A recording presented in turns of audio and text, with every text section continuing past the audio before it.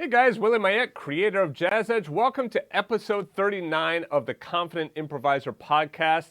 Today we are going to be talking about altered jazz chords. I'd like to send a thank you out to Deborah for requesting this lesson. And if you would have a podcast episode that you would like to see, just go back to theconfidentimproviser.com/survey. And you could go ahead and fill out that quick survey, and maybe I will answer your question on the next episode of the podcast. So also be sure to subscribe to the YouTube channel. That way you can get updates and you can watch this lesson right on YouTube or in the JAZZEDGE members area. All right, so let's dig in here. So if we take a look, first of all, let's talk about what an altered chord is. An altered chord is on a dominant seventh chord. So typically when we talk about altered chords, we're typically talking about dominant seventh chords, all right? And then typically an alteration is a lot of times we're altering the 9 and the 13, but in reality, an altered chord is any time you have a chord with any alteration of your tensions. So if you have like flat 9 in there, you could call that an altered chord. If you have flat 13 in there, you can call that an altered chord as well. But like I said, oftentimes we will use it to talk about with a flat 9, flat 13, flat 9, sharp 11, stuff like that. All right, so anyway, let me give you a couple of different examples here because it'll be probably easiest for you to be able to understand it by seeing these examples. All right, so I'm taking two different examples here, one from the Days of Wine and Roses and the other one from Misty. These are taken right from my Standards by the Dozen course. So if you're interested in these songs and you want to dive into them more and take some of these techniques, then check out the Standards by the Dozen course. All right, so here, this is just a very simple first line of Days of Wine and Roses with shells. We got this.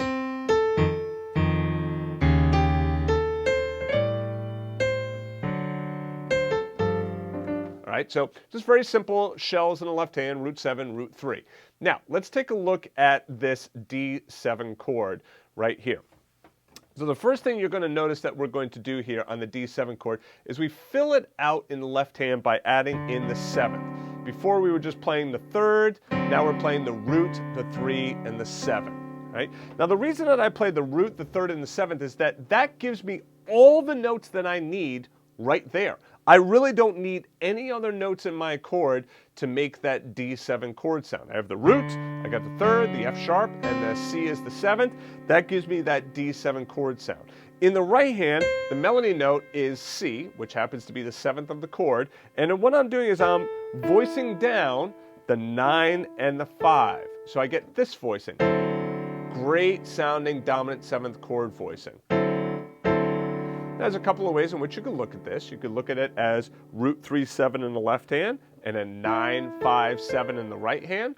You could also think of it as root 3, 7 in the left hand, a root 3, 7 chord shell, and then a minor triad built on the 5th. You'll see that this is an A minor triad. Okay, see if you were to double that E up here, get a real nice big sound. So it's a minor triad, an A minor triad on top of that D7 chord. And now what this really gives me, this D7 flat 9 up here is really kind of incorrect.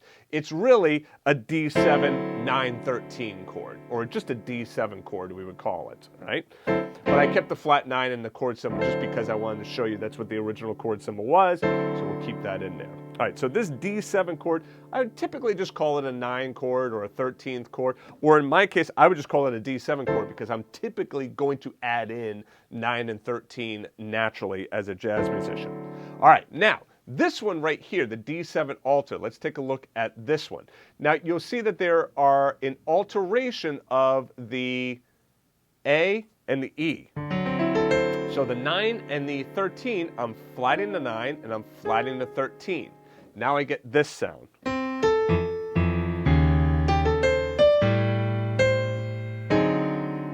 that a great sound? So there's my D7 altered, right? Now let's talk about what's going on here. First of all, left hand, exactly the same thing. Root 3, 7 in the left hand. Okay, so I got my basic dominant 7th chord voicing notes all set in the left hand. In the right hand, I play E flat, A flat, and C. Now, before we go any further, we have to remember that we always have to pay attention to the melody, right? All of this stuff has to work with the melody, because if it doesn't work with the melody, well, that's not going to be any good when we're playing the melody. We don't want any of these tensions to rub up against the melody. For instance, let's say that I wanted to add in, oh, you know what? Forgive me. I was saying 9 and 13 on that D7 chord. I was incorrect about that. That's 9 and 5. 9 and 5, all right? So not 9 and 13. So a lot of times I would just call this a D7 chord, not a D7 13. So my apologies. On that D7 chord, though, let's say I did put in the 13th there, and the melody note is C. Right? You hear that? It just rubs. It's no good. So in this case, I put in sharp 11 and flat 9, and I get a real nice sound here. Now, this is what we call an upper structure triad, and a lot of times we just abbreviate that as UST, upper structure triad, a UST. So this D7 chord, right, has a root 3 7 in the left hand, and in the right hand, what's going on? It is it's a major chord built on the flat 5, or built on the sharp 11, however you want to look at it, right? So you see how we have this major triad built on A flat. Okay, real nice sound. Now, A flat major triad, do we have to do it in an inversion like that? We don't, but a lot of times those upper structure triads, we play them in inversions. We don't play them root position. But see what can happen here is I can also double the bottom note here, and I have in the left hand D, F sharp, C. In the right hand I have E flat, A flat, C, E flat. Okay, see what happens if I play this up chromatically down?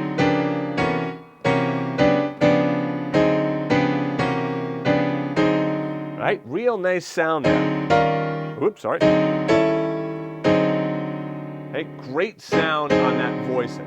Okay, now typically what we would do is we would play that altered scale over that voicing, and this is your D altered scale. Here's your D altered scale, same thing as an E flat melodic minor scale ascending, right? So D altered scale. All right, so now let's move on to our next example. All right, let's take a look now at Misty.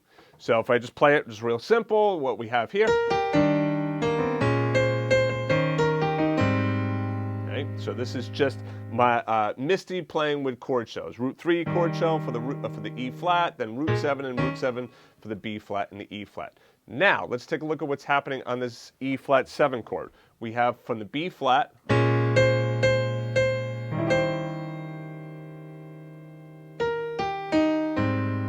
real nice sound. Now, I added the 3rd in the left hand, even though I just wrote it as root 7 in the left hand. Listen to what happens if I play just as root 7 in the left hand. Sounds fine, root 7 in the left hand, because I already have the 3rd in the right hand. But if I want to fill it out a little bit more, I can double that 3rd in the left hand. So let's talk about what notes we have here. So left hand, just root 7, E flat, and D flat. Right hand, we have E natural, G natural, and C. Okay, so E, G, and C. It's a C major triad, right, in first inversion.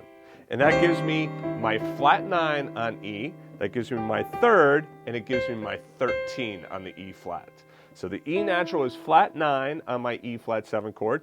The C natural is my 13th. This creates an altered chord voicing sound, okay? And it works perfectly along with that melody.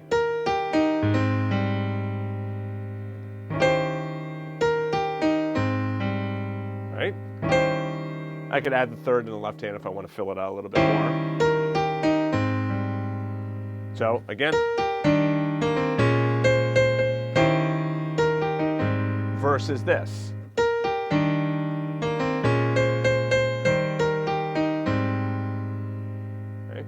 So you could hear how adding in those tensions really adds some very nice spice to your arranging.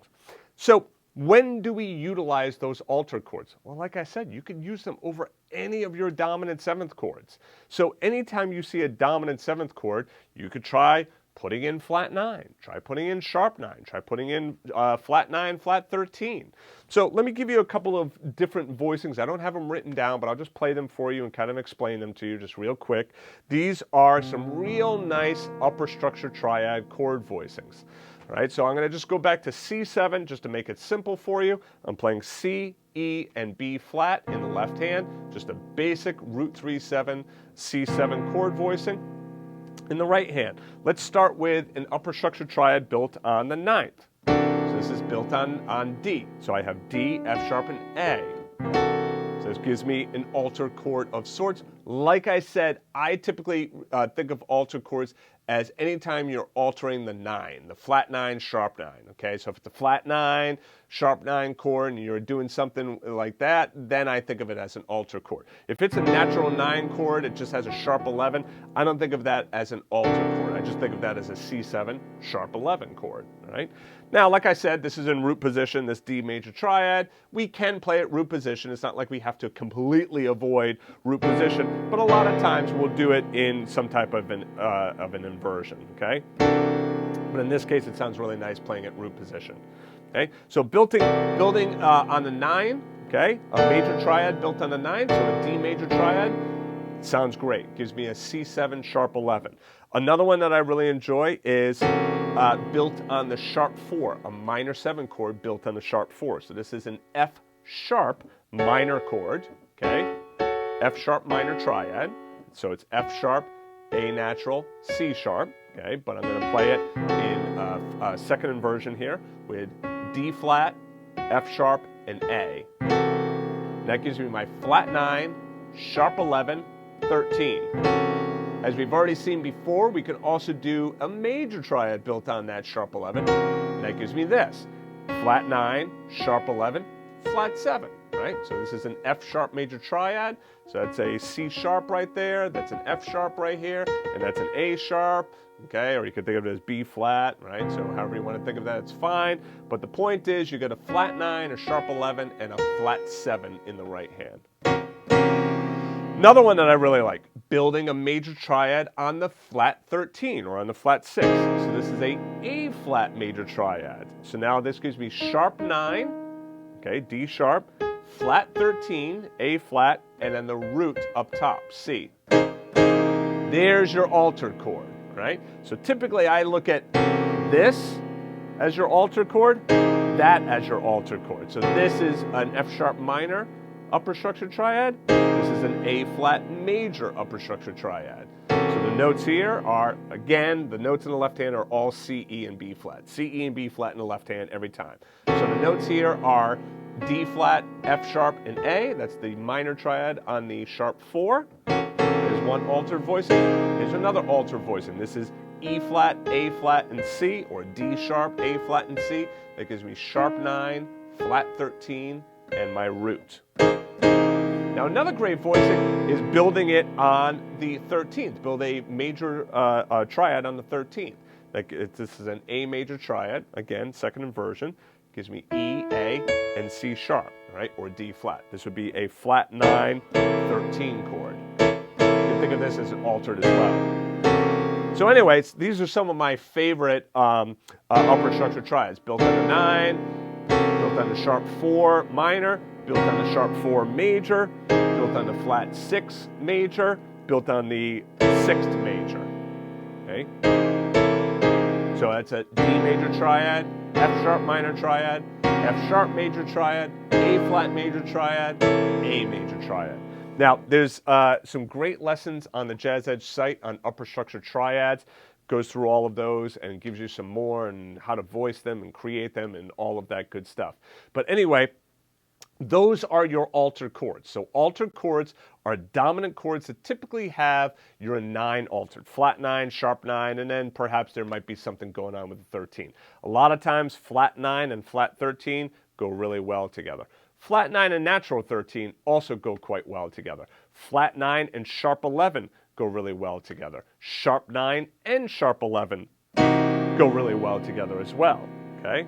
There's another way of making a upper structure triad. Here's just an E flat minor triad, root position. Gives me sharp 9, sharp 11, and my flat 7 there again. Okay. All right. So anyway, if you have questions on this, if you're a member of Jazz Edge, be sure to join me every other Thursday for my Jazz Edge Chord training, and I'd be happy to explain these to you. Be sure to please rate the podcast. That would be great if you wouldn't mind leaving a review. In order to leave a review, you have to go onto Apple Podcasts or Google Podcasts, and then there should be a section that says rate or review, and then you can leave a review. I would greatly appreciate that if you take a moment to do that. These podcast episodes come out every Tuesday, and then I also put a video of it not only on the site for members, but then also on YouTube. If you want the sheet music, you need to be a Jazz Edge member in order to download the sheet music for the podcast. But you're welcome as a YouTube subscriber to watch all of these podcasts, and you can see the music right on the screen. All right, so that's it for me. Thanks, guys, for joining me, and I'll see you in the next podcast episode.